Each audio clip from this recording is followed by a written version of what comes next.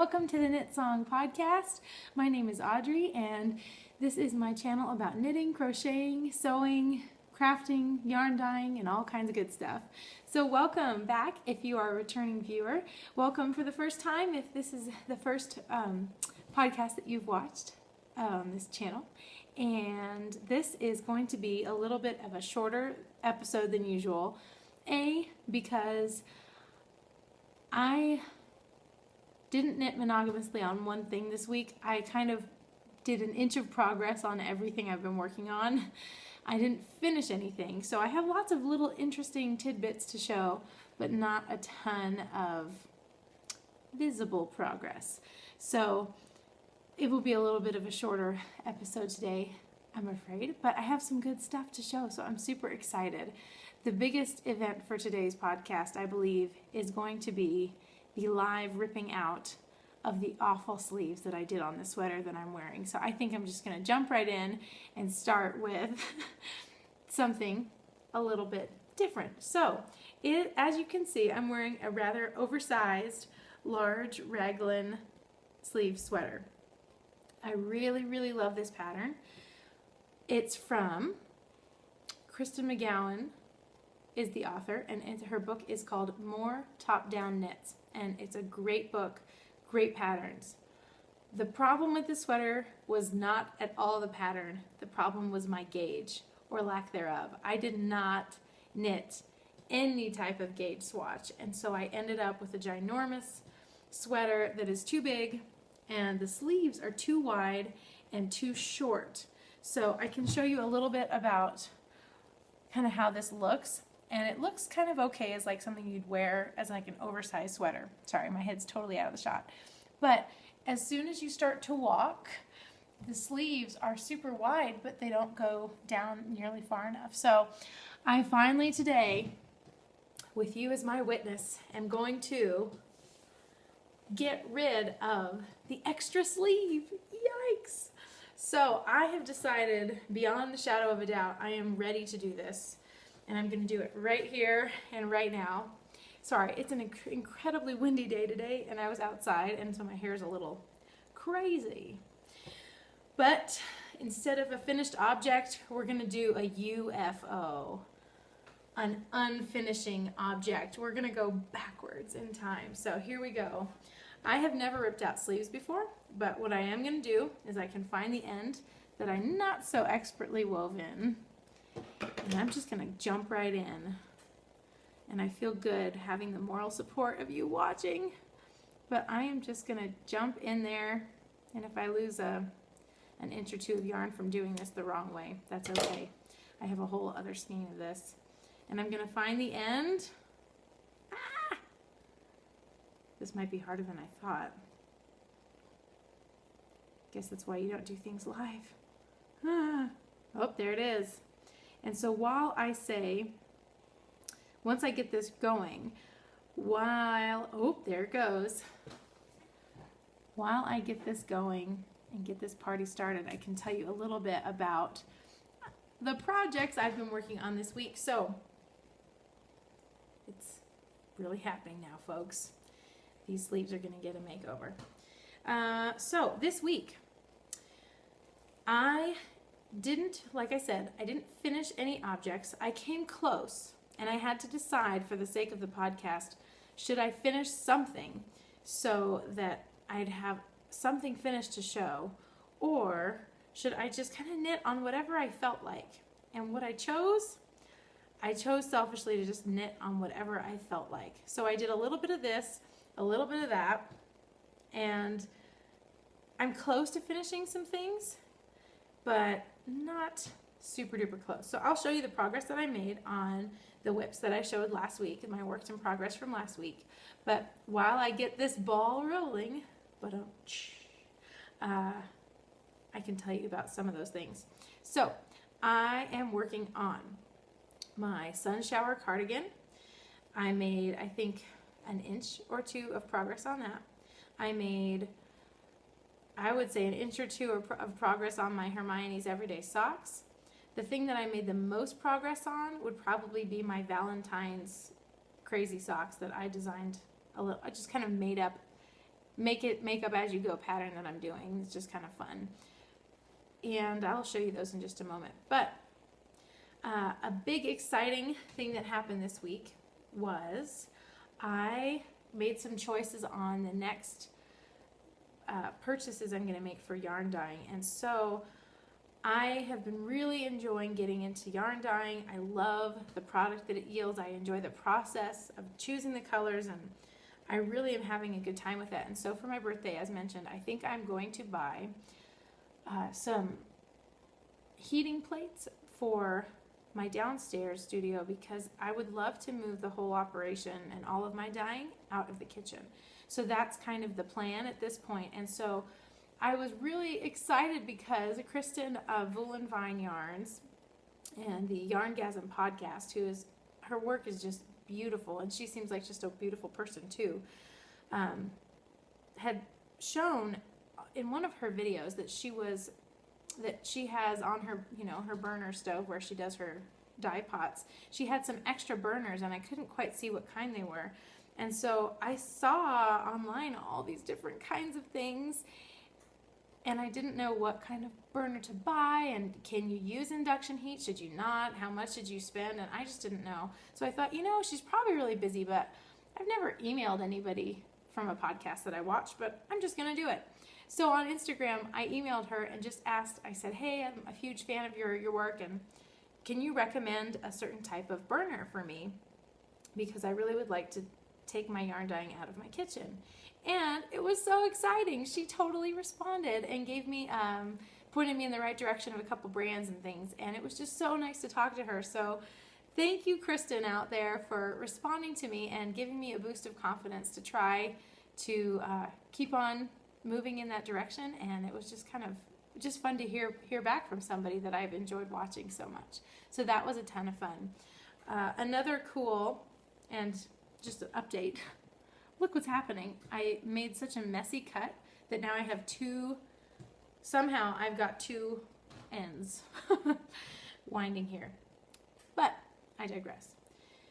The other fun contact that I had was of Thimble and Thread Make podcast. And I can't, oh my gosh. I knew I would blank on something today, and I blanked on her name. That is shameful.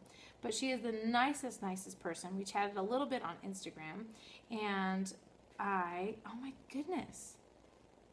I've been watching her channel all week.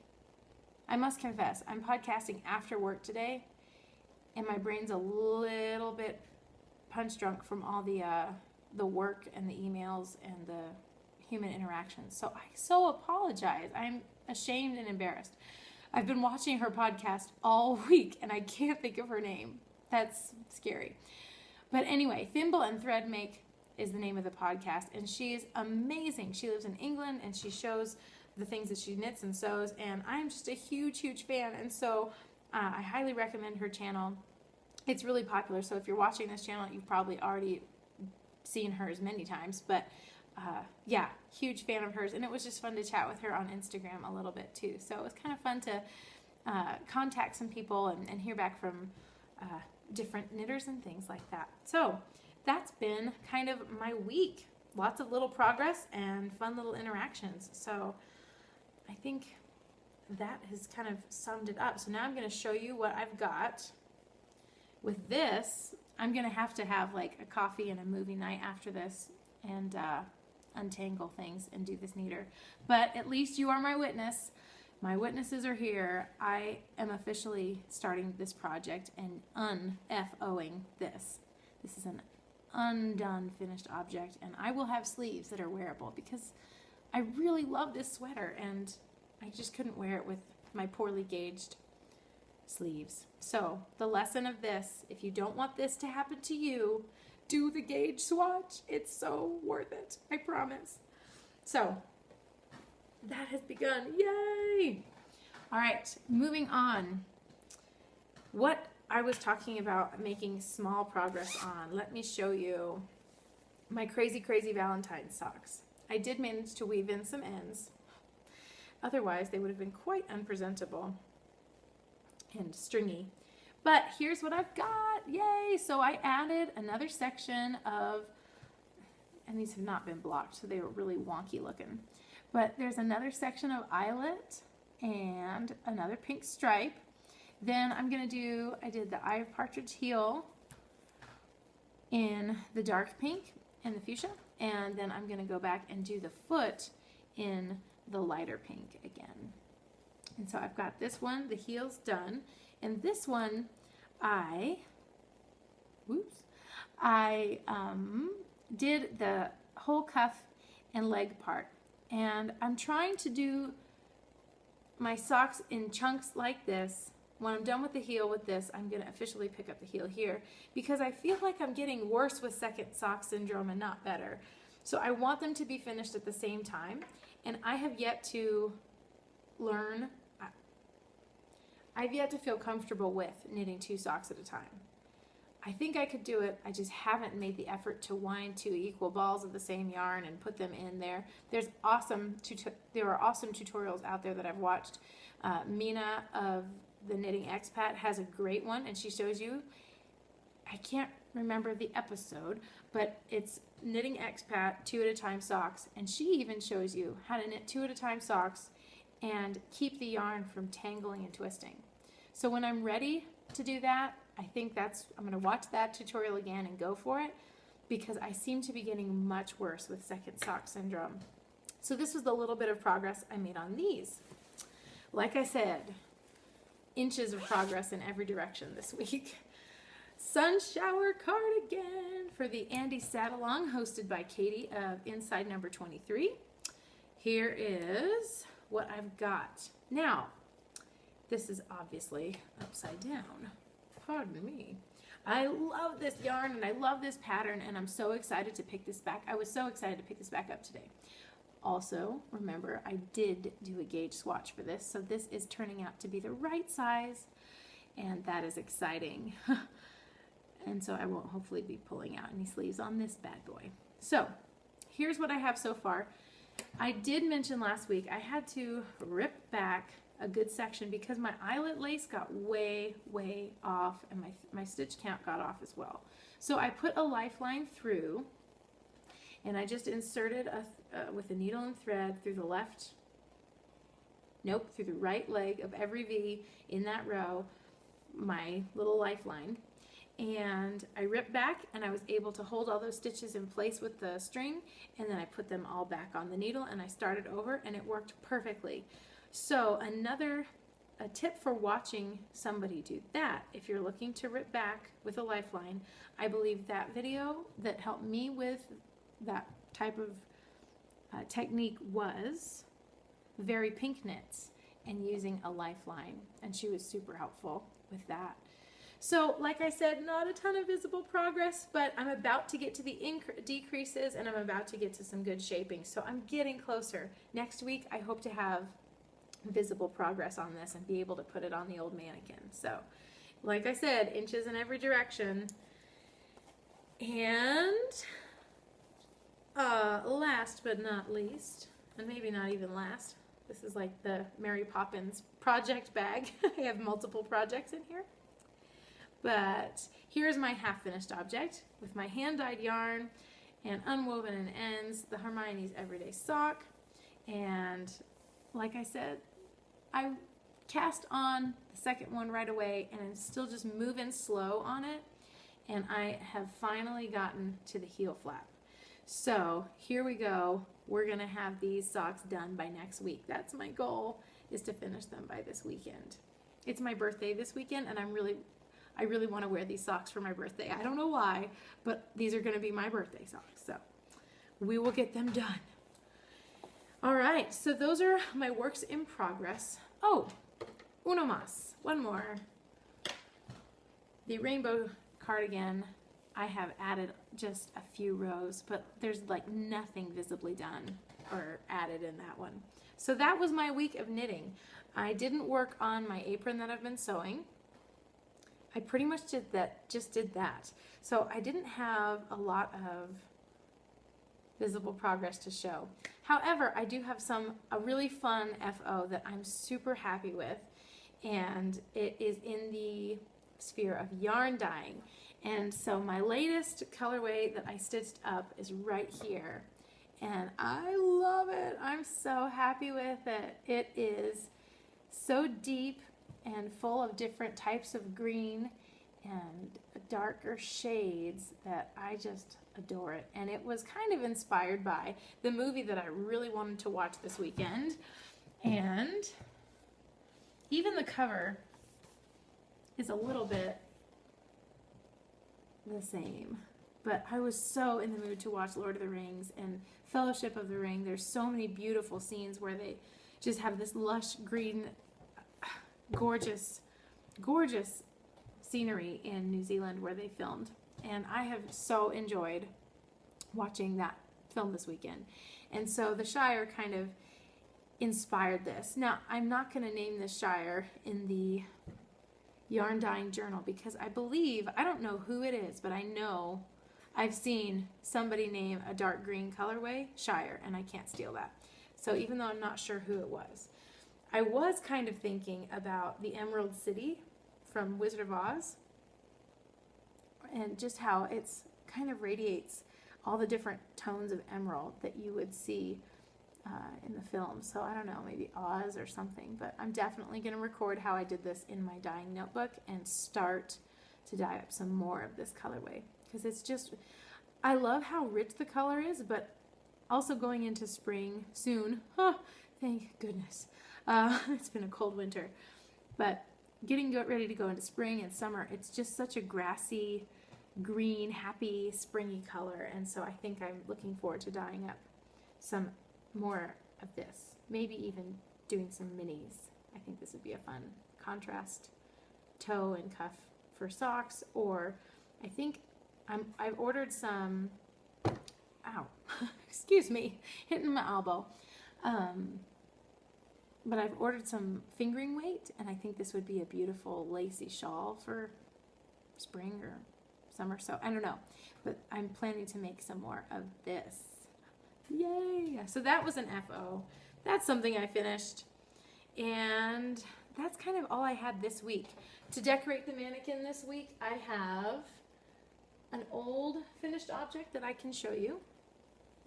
And this is a cowl that I did with no pattern. It's just one big rectangle, and then it's seamed together right here. But it's a really fun and big, chunky garter stitch cowl. And all it is, it's 2 strands of worsted weight held together and done in garter stitch. And this is one of the easiest things I've ever made, and it's also one of the most reached for of my accessories that I've knit. It's just super cozy, and it's just got a great texture to it. And the garter stitch is so easy. So I just did the width that I want, and then just garter forever until it seemed like the right size to make the tube.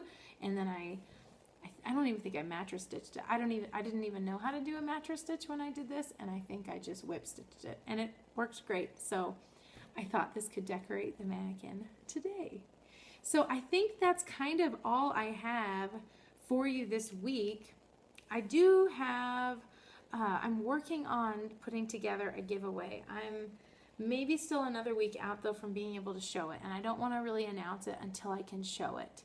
But I would love to get that going hopefully by next weekend and have some pretty things to give away. Yeah, and I kind of think that's all I have for this week. So thank you so much for tuning in for this kind of short episode. I will put my contacts below. On Instagram, I Knit a Little Song. On Ravelry, I'm Katknitss. And thank you so much for watching. If you have any tips about types of burners for kettle dyeing yarn, I would love to hear about it. I'm still in the market for one. As I mentioned, Kristen from Vine pointed me in the direction that I think I'm going to go. But before I make a final purchase, I'd be totally happy to hear different opinions or thoughts on different types of single portable burners that you might trust and think are safe or good at giving consistent heat, if you've done anything like that. If not, if you just wanted to comment on anything else, that would be awesome. I'd love to meet you and yeah, I hope you have a great week full of knitting and crochet and crafting and enjoying just the goodness that comes from perfecting a trade, and not that not that it can even be perfected, but just enjoying growing in a skill. I think it's so much fun, and that's one of the reasons I've enjoyed so much working on so many different projects this week, is using all the different techniques. And I just wish you a happy week of knitting and crafting. I will see you next week.